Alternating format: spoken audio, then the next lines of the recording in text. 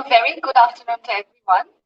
We welcome you all to the third day of the Supply Chain Triathlon, a series of power-packed knowledge sessions on LinkedIn Live organized by Logistics Insider and powered by Jeena and Company.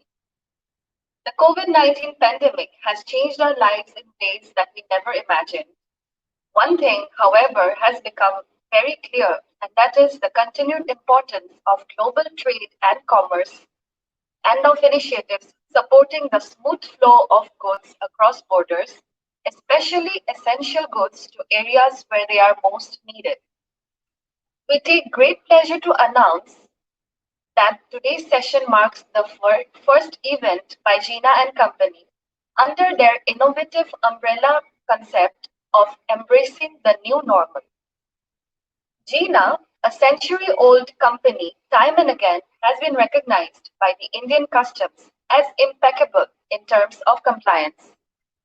Customs had also approached Jeena and Company for their assistance when the GST implementation was done.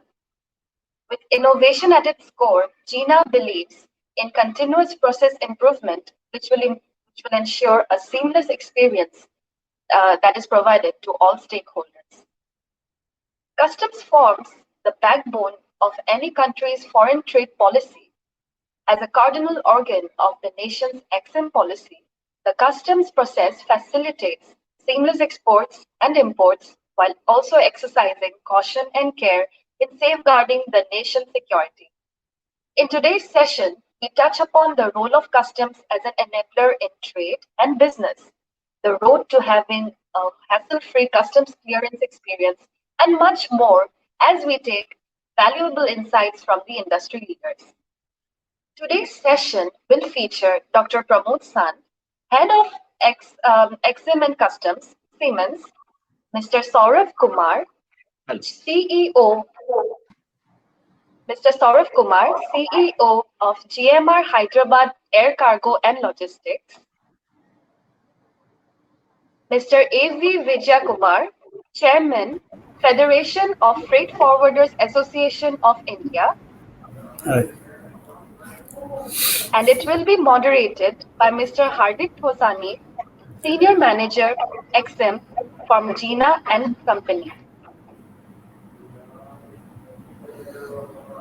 So without any further ado, I would request Mr. Hardik to take over from here. Over to you, Mr. Hardik.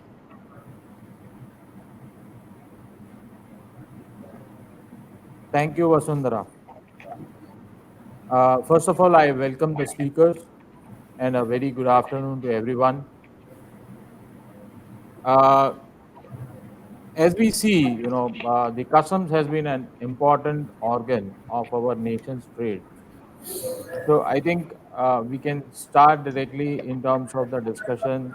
And first, we can take the subject as, uh, how the customs has been instrumental in enabling the EXIM trade. So I would like a direct answer right from the trade representative, that is Mr. Pramod Sant, to please enlighten us with how the customs has been instrumental in enabling the EXIM trade, and what are the value additions which have been done by the customs in the country's economy. Yeah. Thank you, Hardik. First of all, thank you, Logistic Insider and Jeena, for organizing such discussion. I am quite sure that such type of awareness and the discussion will help industry and various stakeholders to take the things to the next level. So thank you for this. Regarding Hardik, your question, what is the customs role into the trade and enabling into this thing? So I can first mention that we need to look at from where the custom started and where it has reached now. If you look at the customs Right. earlier image, which was very different, that earlier custom is looking for revenue collection, it was having laborious processes, lot of documentation, manual processes, physical inspection, which used to be 100%, and no timelines or commitments, which was the starting point. But from that point now, the custom has changed its, you can call it evolution in custom paradigm. that today customs do not talk about the revenue collection. Their first motive is citizen safety and welfare. Then they Right. talk about national security, and then the third thing comes as a revenue collection. But at the same time, there are a lot of initiatives like automation, digitization, risk-based intervention. So people, and there is a trust culture. They say that in industry, if you are a good industry, you are trustworthy, we will give you benefit. If you are not trustworthy, then you will face the normal processes. You will not be felicitated. Then there is a predictability and certainty. Today, what we want is very important, that can my consignment get cleared from airport or seaport in how many days, and Right. how fast I can do the export. So So I another think, sir, they thing, have, sorry, sir. Just to make it more concentrated, I think, sir, customs have introduced more facilities per se. So yeah, we would like you to highlight on the facilities which have been provided by the customs to promote these trade. yeah. Okay, I think there are a lot of initiative, and to cover all this initiative, it will take a very long time. So I will very briefly Right. mention some initiative which are really useful, and Right. I will come to the first initiative as the authorized economic operator, or AEO, it is called as, which was scheme was re changed and came into the July 16. I think this gives a lot of facilities to the trade to ensure that the higher risk management facilities are available. Your material will not be inspected. You are able to take the direct port delivery. Deferred duty is very one of the important feature of this authorized economic operator. You can get a 15 days credit. No bank guarantees, or bank guarantees with lower values are possible. So this is one initiative. There are lot many initiative on automation like e-sanchit, which is there, so that the interface with people and the custom is reduced, that you can upload the document. The very interesting thing which I must mention here is a custom bonded warehouse, which the new regulation came into somewhere in October 19, which will allow you to do a manufacturing in custom bond or similar operation. So you can get imported capital good raw material without paying duty. You do manufacturing, export it, absolutely no issue. Or you can bring it, you can defer the duty. If you are selling the domestic market, then you pay the duty and sell that. So there are many features, many activities. I think we will cover when we, as we go in the course of the discussions. Yes, sir. Yes, sir. Definitely. And sir, one last thing is that, I think from the evolution what we have seen, from what customs was, and from as on date what customs is. How would you rate customs in terms of being friendly, and what more do you foresee from customs, or what is your wish list kind of thing to boost the trade?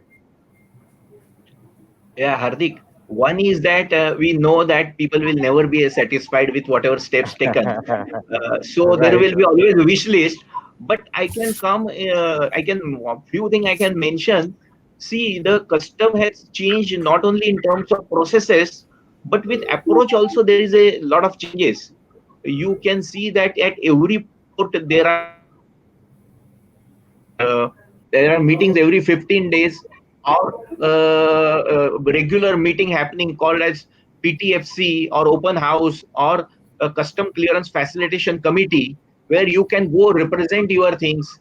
Then there are bodies, and here the triple FI is also there. There are, the government is in listening mood, and I can mention one initiative. Last month there was on my government innovation. There was a CBSE has put a questionnaire that please give what notification you want to change, what process you want to change, very structured online approach. So these are a few initiatives. We should take advantage of this.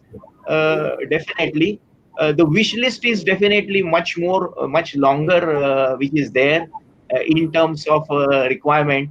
But uh, one important wish is that all the changes needs to go to a really the lowest person in the custom. So at ground reality should be also, if you talk to commissioner, additional commissioner, or a deputy commissioner, it should be the same. Every staff in custom should be doing the same thing. I mean, we need to percolate down this focus of top management of customs to the every person in custom, so that the and as you go away from big ports to a smaller port or ICDs, I think we need to take this all changes to the grassroots level and to the smaller ports across the India, everywhere the same. Right, sir. So I can summarize on a higher level. I can summarize that customs has now changed their approach from just being a guard safeguarding the Indian economy.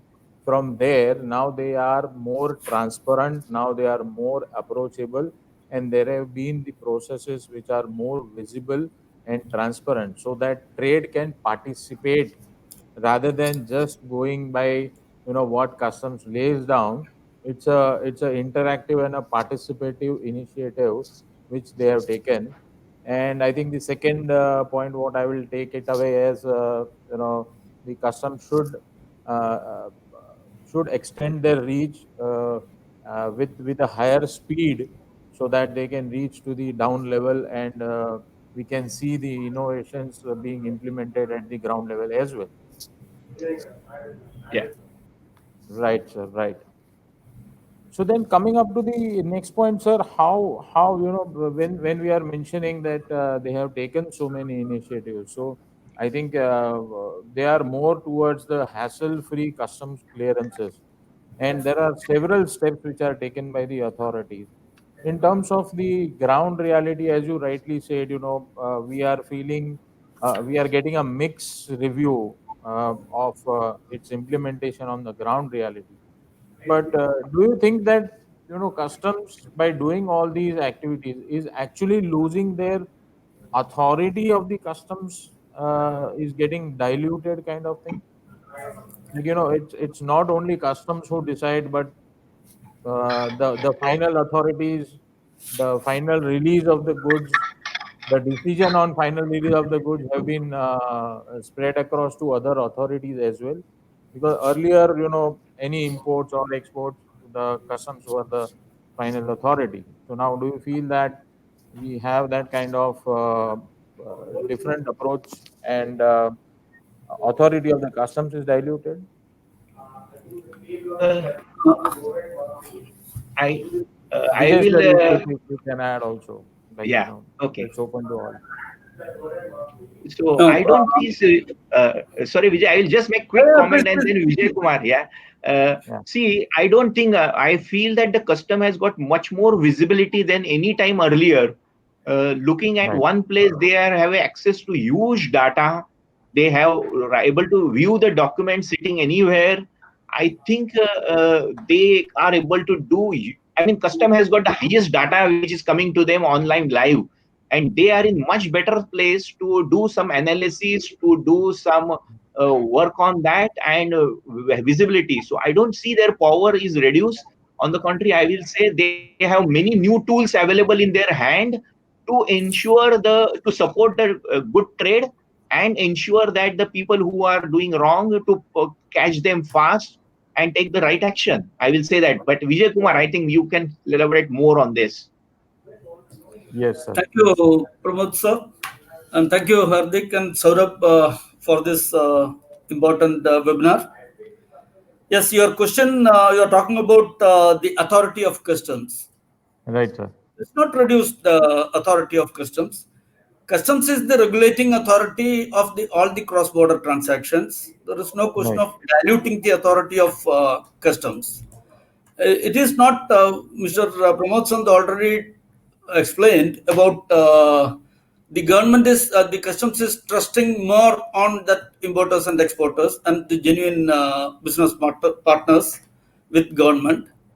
So that doesn't mean that it is they trust more on that. It's a trust based. It's not a regulator now. It become a facilitator now. Customs. Facility. Right, And sir. you see that in this pandemic situation, the customs is the first to come, they digitize all the activity and the paperless and the faceless activity. If you see that, I'm not telling it is 100% successful, everybody across the trade is happy on that. But I'll say that the thing, it is without any interference, any physical presence in the customs. The all this period in the lockdown period also, all the essential commodities and general cargo also cleared, and customs is supported for the trade. And online you can do all this thing, all the bonds, even all the undertakings or whatever the documentation is required, without presenting the originals and all this thing, wherever they have to verify that the exemption certificates and all this thing in that time. I just only talk about this pandemic period, how the customs supported the trade for that. When you are talking about the activities of customs, you know that now the most of the bill of entries or the shipping bill of entries under RMS facilitation. It system analyze all this document, and you have a facility to e-sanjit all the document now, and system is processing your document for that.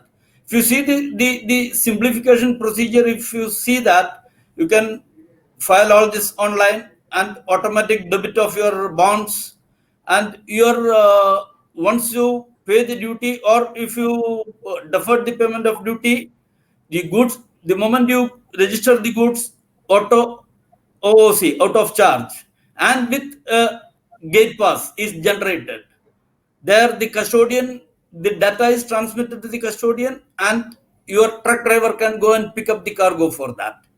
That is the facilitation given by the customs now for the status holder, not only status holder, even the RMS facilitated bill of entry, you can do that.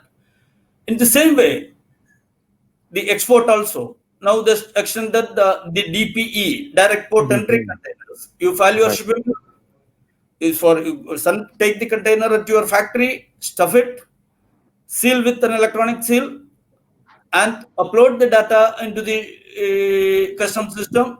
Take the truck directly to the gateway port. I'm talking about the gateway port. If it is ICD, you can take it to there, Right. and the gate, it is decoded, and the containers are allowed inside the terminal without I'm not talking about, there are certain difficulties in that. It is not 100% as we expected it is happening, but it is happening in such a way.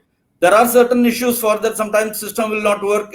If you see that sometimes the system is slow, means you cannot do the process within that hours we expected, but it is customs is going in the right direction for that, and the trade facilitation is really good from the custom side. Right, sir. I do agree on that. Yes.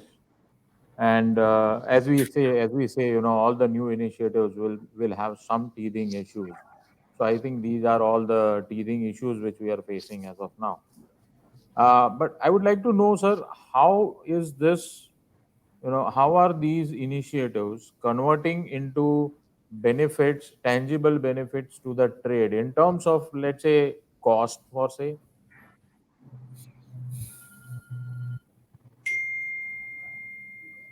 So, Pramod, sir, You are in not terms of audible. Okay, so I was thinking that whether you are asking me or Vijay Kumar, but yes, see, any benefit which is there, if it is not measured, you cannot explain that. Definitely, there are some benefits which has to be measured. So I will come back to the point which Mr. Vijay Kumar mentioned in COVID situation. You will not believe that we continued to clear the shipments right from actually initially maybe delivery problem were there, material factories were closed, warehouses were closed, so you are not able to deliver the material, but the custom clearance was happening. RMS was working, material bill of entry was filed by CHA from a home or from office with limited staff. Custom clearance was going on actually, and right, there was so much support. First, it was only essential good, but then it was a normal cargo, and we could clear the material. And every month we have seen the improvements. I was just mentioning before we started a seminar that July we had a highest imports in last 15 years, wow, and we are today back with a custom clearance time of already 1.5 day for one close point. to 2000 consignment which was cleared in August month. So we are already back to the normal as far as this concerned. So you are able to measure the benefits in terms of dwell time reduction, how fast you are clearing, how much demurrage you are able to reduce, how much is a documentation cost going down. So Let us say you are blocking the money with bank guarantees. If you are tier 2 or tier 3, then you are giving either only 25% BG or 100% BG is off, then you save the money. So all the measures get converted finally into time and money. And this is very important, where our custom broker team also really helps to ensure that the working is done. See, we are talking about the deliveries taking also into second shift, sometime 24/7. So the people have to work on accordingly. So lot much efforts is put, and we can see the results. We are able to measure such results. I am quite sure that if each company has got KPIs into place of clearance time. And another point which you can always see, the most of the ports now releases the dwell time report, which is very important, a time release study, which also shows overall improvement. So it is not that only the status holder are getting benefit, but overall there is a lot of improvement, and time release study shows that how the improvements are done. So I think they are measurable. You can quantify that, and you can be a part of that by implementing the good processes. I'm quite sure about that. Right, sir. Thank you for this detailed answer, sir.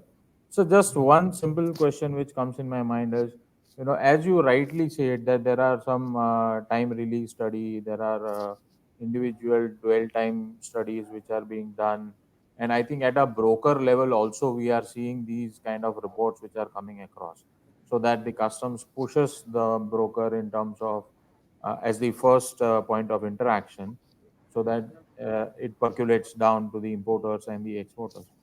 So, but why, how, like, from where this idea, or from where this whole gambit of initiatives came across? Was it a Indian initiative per se directly, or was it WHO and a WTO or a WCO initiative, or a push? Yeah, I think a really good question. Uh, I can mention one important thing. There are two, three factors which came into. One is that the World Bank is releasing the ease of doing or doing business result every year. Till few years back, it was never taken seriously, and we used to always say that we are different and we cannot compare all countries, 190 countries in same measure. But this has changed in last 5 years. You can see our PM's focus on the ease of doing business, which has also affected. And you can see not only India's ranking got improved in the ease of doing business from 143 to 63, but the trading across border, which is very important for international trade, has also come back from 146 to 68. So this is one part. That ease of doing business is a mantra. Second is WTO has come of what they call as a TFA, Trade Facilitation Agreement, which was enacted in February 17, when the two-third members are accepted this, and this it is assumed that the TFA will reduce the trade cost by close to 14 to 15%. So TFA gives the guidelines to the customs across the world. What are the phases? What are the and that has got four pillar. One is transparency, technology, procedures, and infrastructure. So you need to do improvements in four pillars. Then only you are able to reduce this cost. So TFA gives you very very good broad guidelines where the each country can work from the when it got ratified to next 5 years to implement the various suggestions which are in annexure A, B, C. Some annexures can be implemented immediately, some will take time. So India has taken a really proactive step that they said that what are the suggestions in annexure A will be implemented immediately. Annexure B we will implement in 5 years, and you can see that what we all talked about, AEO, e-Sanchit, reducing processes time, out of charge, automatic out of charge, they fall all under TFA, reducing the timings and reducing the cost. So these are the two parameters. But apart from global push, unless otherwise you are local. So I think CBAC has done an excellent job of digitization. I think sometimes we speak to many companies, private companies, they are not able to keep pace with the digitization which custom is going on and which has taken further speed in COVID. Yeah. Right. In COVID, yes, definitely in COVID, we have taken a great speed in terms of digitization, being faceless and paperless and all. So, thank you, Pramod sir. Vijay sir, would you like to add on this point? Yes, the TFA, the first phase is almost all this thing is the way that faceless assessment is bringing.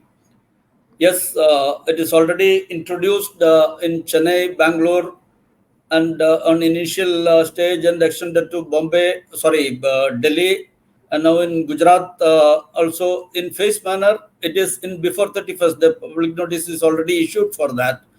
It will be completed in before 31st of October. Okay. If you see that TFA, Trade Facilitation Agreement, India is moving in a very fast manner. If you see that almost all the activities in the first phase is almost all completed, and the trade is not ready to accept that speed. That's my whether promotion accept or not. I'm not Right, sure sir, right. that, but most of that thing in a very very fast manner they introduced all these things. That is the reason now if you see that time release study of cargo, that is very very visible that what is that time. Time is money. So the cost and the time is reduced drastically. I mean, it's very very very visible in that the benefit extended to the trade, the benefit the trade got for this initiatives. See, I told that the once the faceless also comes in place in full fledged and hassle free systems. I mean, without any disturbance. They now, if you see that almost all our RMS facilitation is about depends on the port. It is 70% plus, and in air cargos and all in major air cargos, if you see that on the same day, that majority of the cargo, more than 60% of the cargos are cleared. So Yeah. these Right. are all benefits enjoyed by the trade on trade facilitation agreement and the digitization from the custom side. The another challenge with the trade now is the other partners in the exim is not fully digitized for that. Even now, if you customs you can do all these things. When you go a physical clearance in a CFS, still there are certain point. I'm not talking about all, but there are still the physical clearance. It needs some more uh, accountability on that because that the custodians and the carriers and all the supply chain partners has to be comes under one platform, and that again will reduce that transaction time and cost. Right, sir. So a direct question which comes in my mind is that even Mr. Pramod sir said that we are not ready to cope it up, or we are not equipped to cope up with the speed at which the implementations are happening. So one of the partners, as you rightly mentioned, is the brokers who has to adapt the speed, and the other partner present in this forum is the custodian. So, Saurabh sir, from your point of view, how are we coping up with these new initiatives, and what is stopping us, and what would we take to cope up with these initiatives? Thanks, Hardik. I think great listening to Dr. Pramod and Vijayji. They have put forward very relevant industry, challenges and where we are in terms of this subject. I want to start with two important points, Hardik. We discussed about cost, and we discussed about digital initiatives. I think these are the two pillars around which we have discussed so far. On the first point, I want to mention that while we talk about cost reduction, and you had a direct question also for all of us as to what Right. is the tangible benefit we see, but cost is one part of the coin. And I want to put myself and all of us in the perspective of the end customers, who are the exporters and who are going to receive the shipments. Today, well, we are seeing a transformation in the industry where we are moving from a traditional, regulatory umbrella or cost driven culture to another two or three very important emerging needs. First is real time visibility. And it's a very important thing. I think Pramodji mentioned about the availability of data and how it's helping drive many new things. This is very important. Second thing is transparency in in every process and every step, and that gives result to greater confidence among the various stakeholders involved in the value chain. um, these two aspects are very important. And when we talk about digital initiatives in this framework, it is one new enabler that in the last decade I have seen lot of transformation which has been brought about by the customs authority. And I don't want to forget the contributions done by each of the stakeholders. If you see in the last 5 to 7 years, where the freight forwarder and the CHS, they have upgraded their infrastructure to match up with the speed to bring about these address these emerging needs of our customers. If you look at cargo terminal operators and custodians, and you match them, all of them in the last 2 to 3 years have upgraded their base ERPs, have gone into air cargo community systems, have gone into an extended ERP which is getting connected to the trade. Now all this, what it is doing is that it is bringing all of us close to each other in a digital environment. Once we are all close to each other in a digital environment, there is a good visibility of what's happening, where is it happening, how is it being happening. uh, Customs, and it is and I should say we are lucky that the initiatives which we are all driving is actually matching up, if not exceeding the initiatives taken by the regulator. See, at the end of the day, the customs are the gate, I should say, the controllers of the borders. Every goods comes and goes under their authority. So while they have developed an excellent system, and in 3 months, what Vijayji and Pramodji mentioned about all the initiatives, including the latest faceless initiative, where the customs has said by in the next 2 to 3 months, all major ports will start using the faceless. But before that, they have automated, your export processes related to LEO. They have automated the out of charge and made it very friendly. And this the unique thing about there is that they have designed a system which is not very rigid. It connects well via email format, via messaging format. It connects via various ERPs of custodian, as well as with the systems which the freight forwarders are using it. So all these have been done. But answering your next question is that this is a journey. You can't say that yes, customs have implemented these measures, and trade is also picking up. Even if we all sit together and after 3 years, we will still be talking about areas where we need to improve, because the customer expectations will go ahead. In fact, Mr. Pramod, representing the customer fraternity, That's the, right. the the data requirement, the service level requirements, and the visibility will go up at least 2 to 3 times more. So it's a journey, and as I see that we have to keep working hand in hand, and a major part has to be done by also the freight forwarder and the agent community, which are maximum in numbers. Like you have one or two custodians every place. Maybe you will have hundreds of major exporter and importer. Equal number of agents and freight forwarders are there in the market. So all of them have to move up in the same, I should say, same direction for this to be really successful in the ground level. Adik. Right, sir. Thank you very much, sir. Thank you very much for this Pramaji, you wanted information. to say?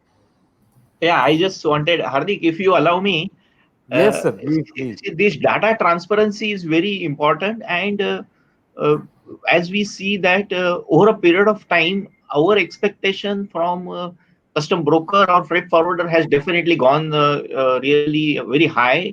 And then they are able to match up to give the data in required form, the copies into this thing.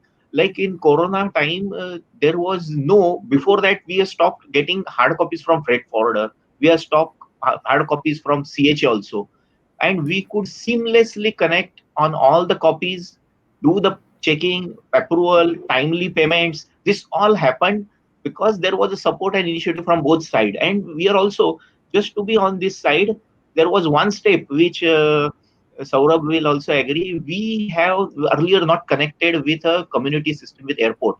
I will not make names, but because this announcement will come in 1 or 2 days time, but we will have a direct feed from the airport custodian to our system in coming days.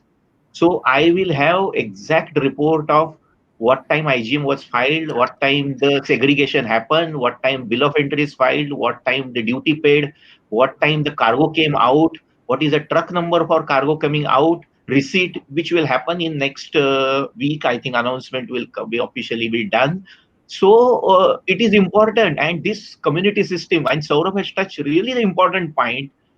Only custom broker or only customs or only industry having their own good system will not work. Finally, we have to work to a community system, whether it is airport community system or airport community system, where we need seamless data coming. I don't want to enter data 10 times. So this is what is a need. And custom being regulatory, but you can look at, there are so many ministries involved. If you look at number of ministries which are in logistics, shipping, civil aviation, railway, port, home affairs, Ministry of Commerce, Ministry of Finance, RBI, banks, then other ministries, wildlife, consumer affairs, animal, so many which are already covered under SWIFT, many of them. However, to go to seamless, it will take time and it is a journey. I will fully agree with Saurabh that it is journey. Maybe we It's a have this journey. seminar next year. We will have something achieved, but still we will be talking still what is still Yeah. required. So thanks Right. Saurabh for your comment about this journey. I think this is going Yeah. on, and Vijay Kumar will also agree because most of us are in this area for last, I do not know, 25, 30 years, and we have seen this journey. It is journey which is going on. Right. Right. And as Saurav, I as just Yeah. we want to rightly add say, that Mr. Yeah. Pramod and Vijay. Mr. Pratap, said, if you see that the port community system, all the stakeholders, that Ministry of Shipping, IPA is the chairman of that Indian Port Association. They are working. I think you can see that in the before this year and itself, most of the people are on board on that port community system. Then of course it is like now that we have used tons of paper for printing the bill of entry and shippable and all this thing. Now it is everything is digital. It is reaching to the importers and exporters the same way. All the delivery orders manifest and all SEMTR, that sea cargo manifest act is coming in place on October 1st. It will be implemented for that. Again, all this manifest, there will not be no papers in that. Everybody will be in this system. Then every activity will be time bound and any all the activities will be accounted. So then you can see the difference in that. But it's a process. I'm not telling everything will happen in the same time, but it is a continuous process. Thank continuous you. process. And as we say, sir, Yeah. I think the analogy, that is journey and the change. So basically, the change, as we say, the change is consistent. So in this journey, we will see that the change is consistent, and the whole industry will have to adapt to these changes at all. So I think, sir, thank you very much for the participation from all three on this point of role of customs for ease of doing business. And I think what we have touched upon, what was my next question has already been touched upon. That is the utilization of the single window interface. So I think we have already touched upon that. So I'll go to the next point. That is, sir, we have seen, in spite of all these initiatives, the globalizations, the liberalizations, what we are seeing is there are few import policy restrictions which has been put across recently. So, sir, I would like you to throw some light on, why this sudden change has come, that Indian customs is bringing on all these restrictions, or I would not say a direct restriction, but there are some steps which has made the imports more difficult. So, can you throw some light on this as well, sir? Pramod sir, Vijay sir. Yeah. Yeah, Hardik, it is definitely a difficult question, no doubt about it. See, number one, that everywhere there are restrictions. It is not that everywhere it is a free. If you look at this quality standard, we are talking about in India BIS, but we are also not thinking about that. If you go to Europe export, there is a EU marking. You go to Right. US, there is a UL marking. You go to Middle East to sell something, then your product needs to have a printing in the local languages. Also, all the instructions should be there. So my belief is that these restrictions are everywhere. Actually, number one, and India has done that in some areas. India find that it needs to be done in some critical areas, the goods which are important. Looking at the in country, you have many people who cannot identify the quality of products. This product should be certified by some authorized agency, so that the common people who are buying these goods will not get cheated, number one. So such restrictions are coming, and probably they have increased their speed, because everywhere the speed is increasing. If you are liberalizing something faster, then the changes which are so called as a quality standards to be implemented, they will also get implemented faster. So people are be finding that yes, there are new restrictions are coming, which may be non-tariff barriers, or which may be which is become a faster. If you look at anti-dumping duties or a safeguarding duties, it is done in every country is doing trying to do that. Our exports, what is happening in USA, what is happening in other place. So I don't say that we are doing something extreme. We are on the right track. We are balancing, but probably what happened is that anything news today become a news, and the people are looking at something which are more news which will attract this thing, so such news gets. So I feel if you want to put any restrictions or any quality standards or non-tariff barrier, there is a process which takes a little long time. The industry is given a sufficient time to explain their stand, to go through the process. The proper hearings are done. So, fact is that this will happen across the globe. It is happening. We are not exception to that. However, we need to be vigilant. See, in whole this thing, if you are agile, what is happening, then you are able to represent right way, you are able to give a right inputs, and you are prepared. I can say that. And definitely, if US is imposing so much duty in one night to people, I think India is that way having a good cautious approach to look into every aspect. We need to be agile, we need to represent right time. I think we should not be so much worried at the moment, looking at the ease of doing speed, which is much higher than this. Right, sir. Vijay sir, would you like to add something?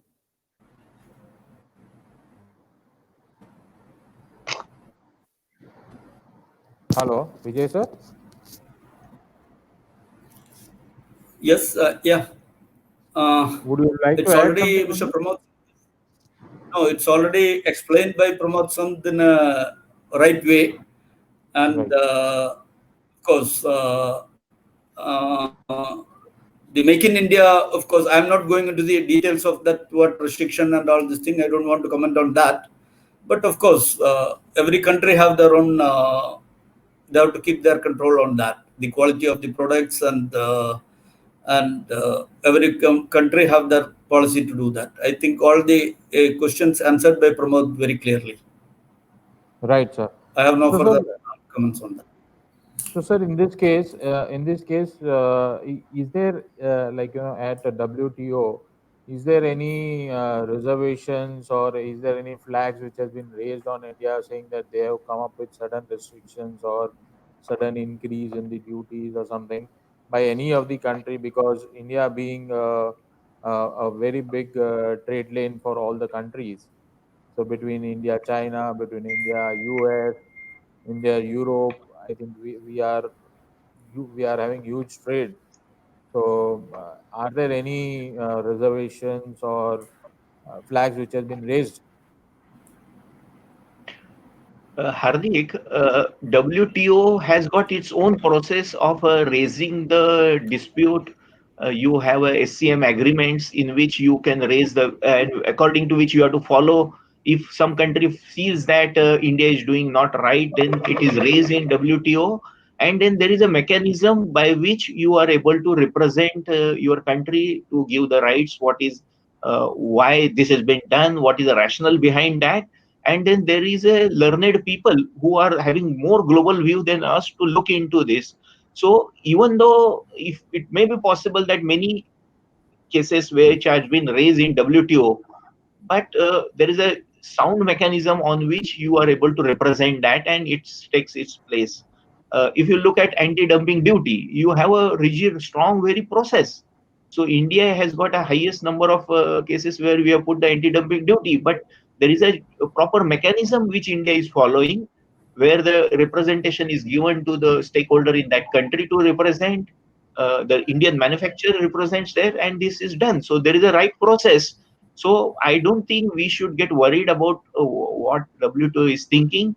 If we are having the right approach and we are rational, it has been handled that way.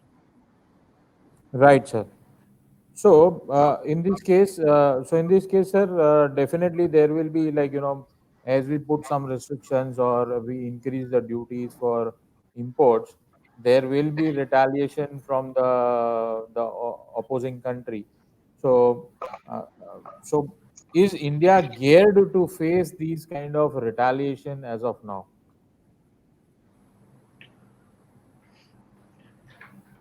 See, I think another difficult question from you, Hardik.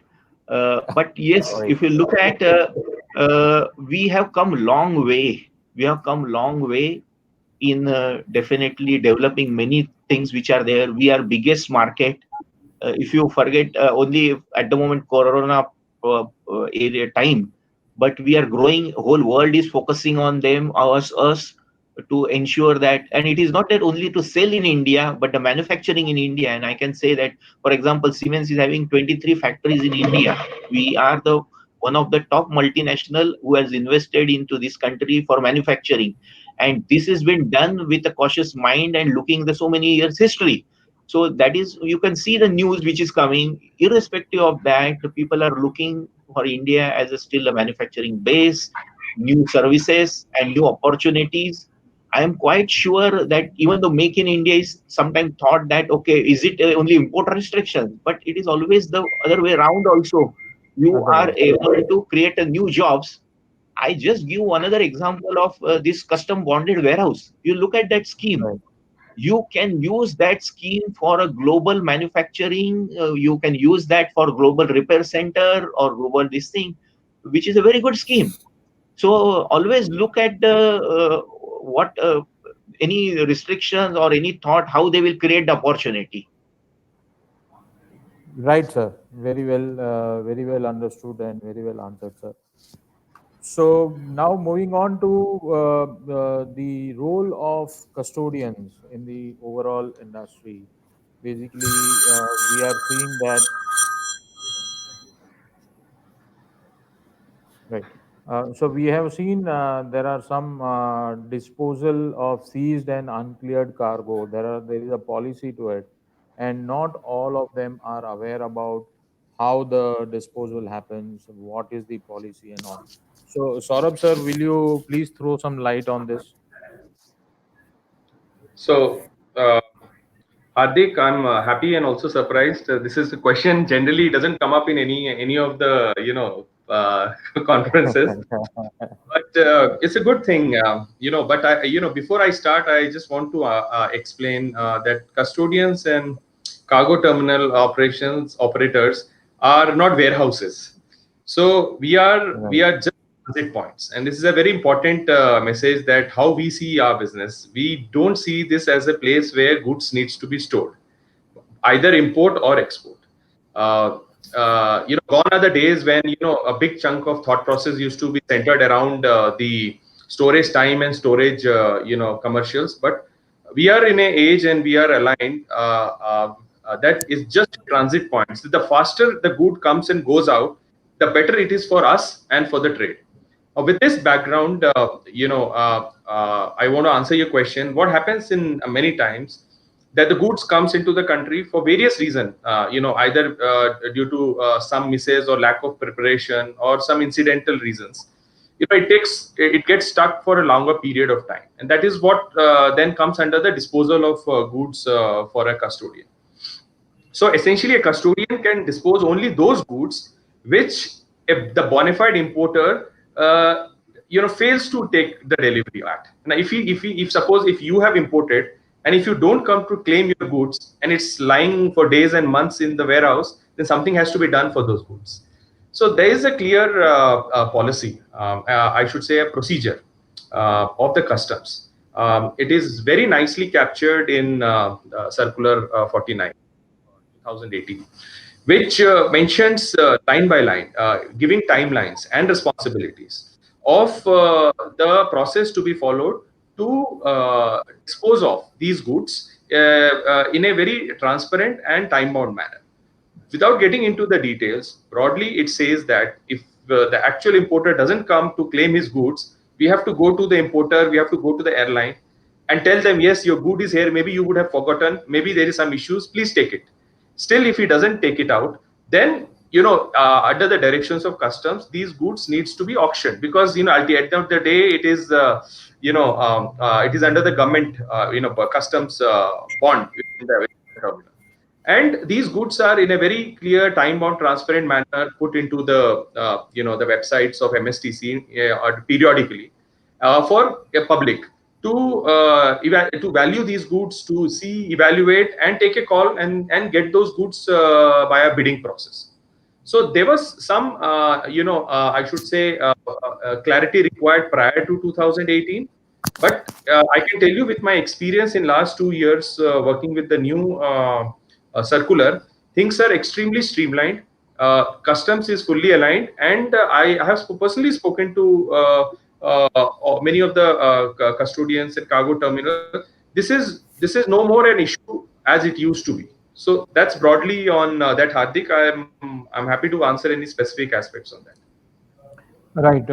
So, sir, basically, when we say that the uncleared cargoes, I can understand about the seized cargo, but uncleared cargoes, let's say, for example, if I have brought in a shipment of, let's say, cosmetics, and I was not aware that there are some licenses to be obtained for cosmetics.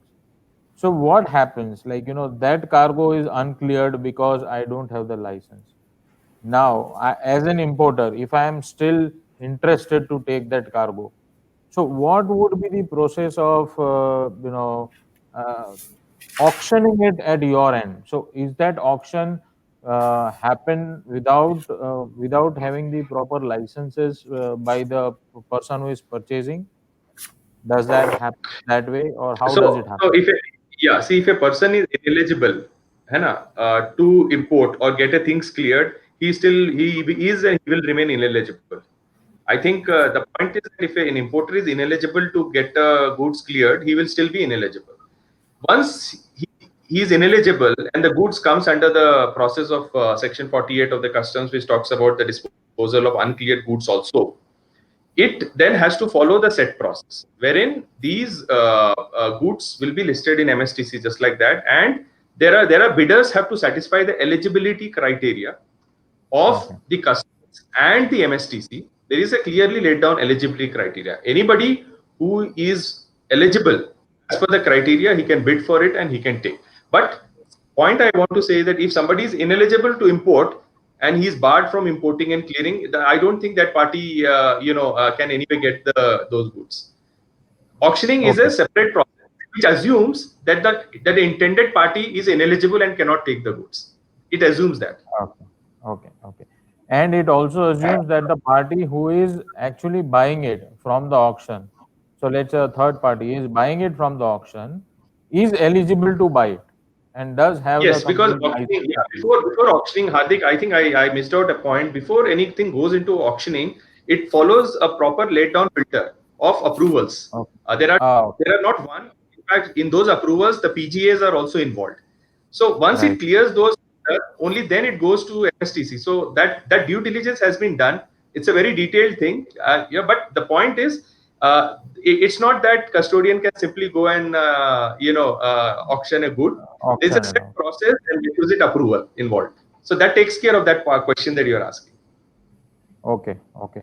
So ideally, there are, if I'm not wrong, Vijay sir can correct me if I'm not wrong, there are some 48 different PGAs over and above the customs. So there are 48 PGAs, and as you are rightly saying that all these PGAs, whosoever is applicable uh, for that product, will come into picture even Yeah, after the goods are even correct. even when the goods are If being disposed of. auction. Fine. Auction. The only point is, Okay. Hardik, while the count of 48 is big, I think for all practical purposes, the relevant PGAs are touched upon. So it depends on the commodity. Relevant.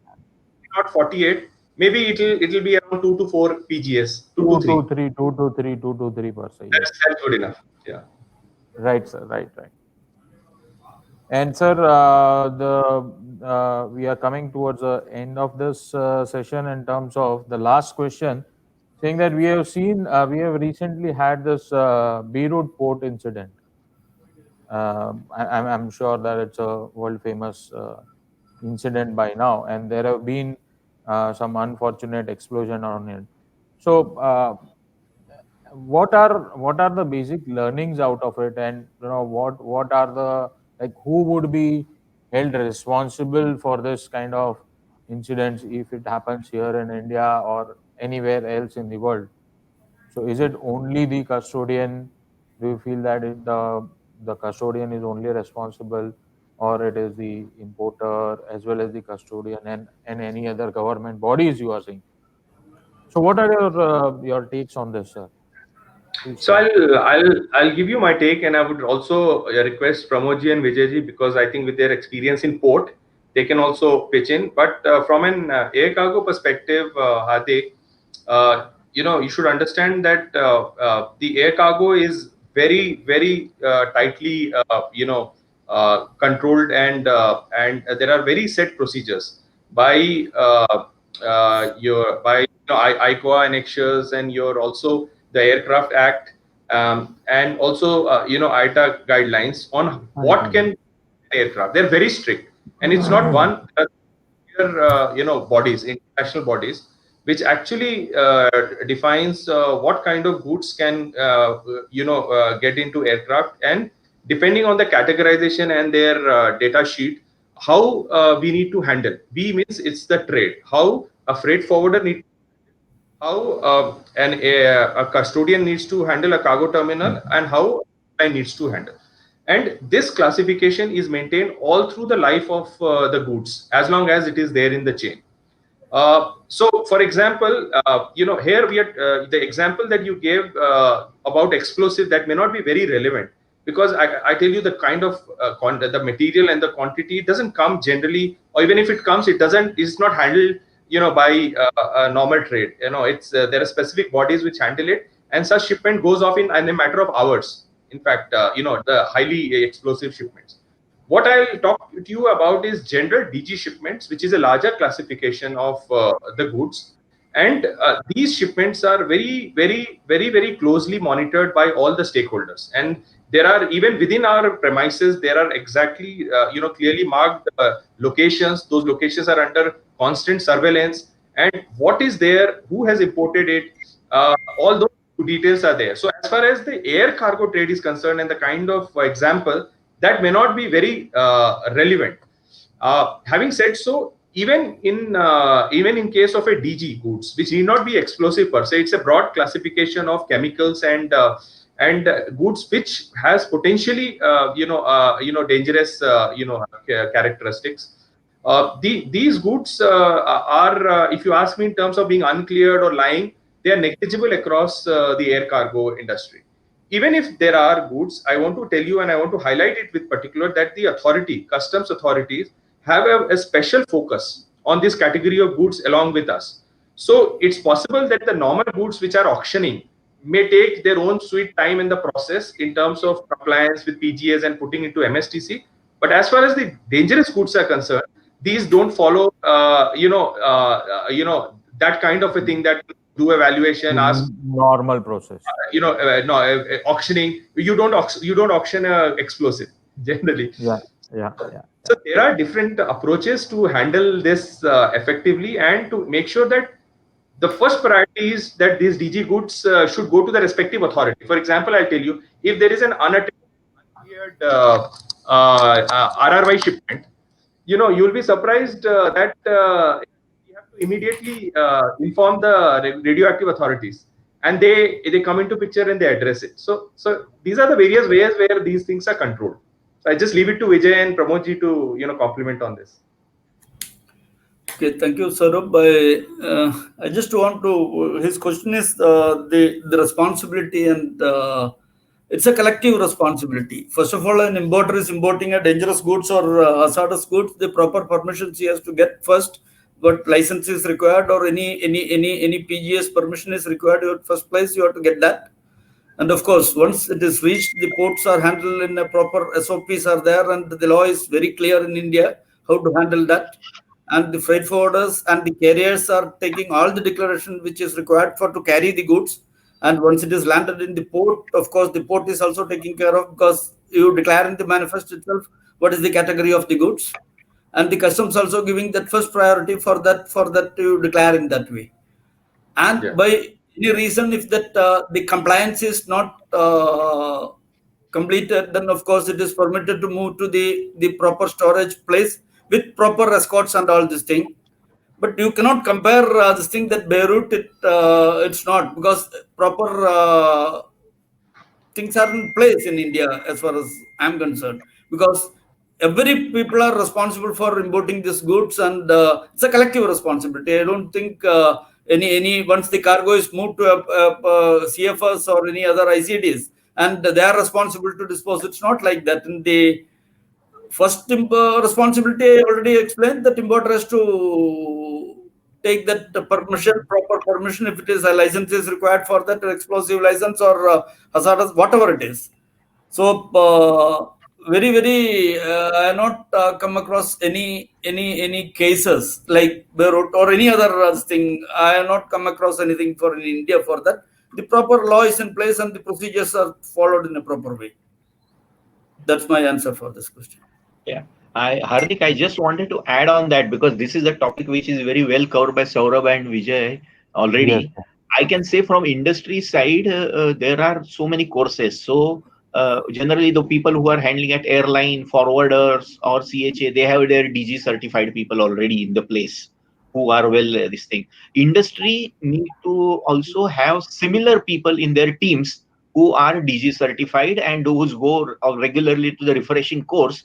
That numbers to be increased, then it is taken care at the origin itself actually. So that the importer is starting initially, so he has got well certified DG people who are experts in this, who are trained and who are having a refresh course. So this number need to increase definitely, which will make the things much more safe. And as Vijay says that it is a collective responsibility, but I think this will help for trade to make the further things safe. Right, sir. So I think just to summarize this point, as you rightly said, sir, it starts with the importer and the exporter per se to do a proper packing, have a DG qualified person within their team, and after that it comes to the handling of the cargo, wherein the other supply chain participants come into picture, as in the airlines as well as the the regulators like IMDG and the IATA comes into picture. And after that, I think we are coming to the landing point wherein the port comes into picture, that is the custodian comes into picture, and they have to handle it in a proper manner. They have a proper SOP in place, and it's a faster clearances. The government, that is the customs, is also facilitating the auction or the movement, the faster movement of the uncleared cargoes and on. So collectively, it's everybody's responsibility to ensure that such incident doesn't happen. Right, sir. So I think we have covered all the points for today's topic, and it has been a pleasure. It has been a pleasure moderating the show, and I can see the knowledge bank. There is a huge knowledge bank within the three of us, and I think with this, India is in safe hands. So over to you, Basundara.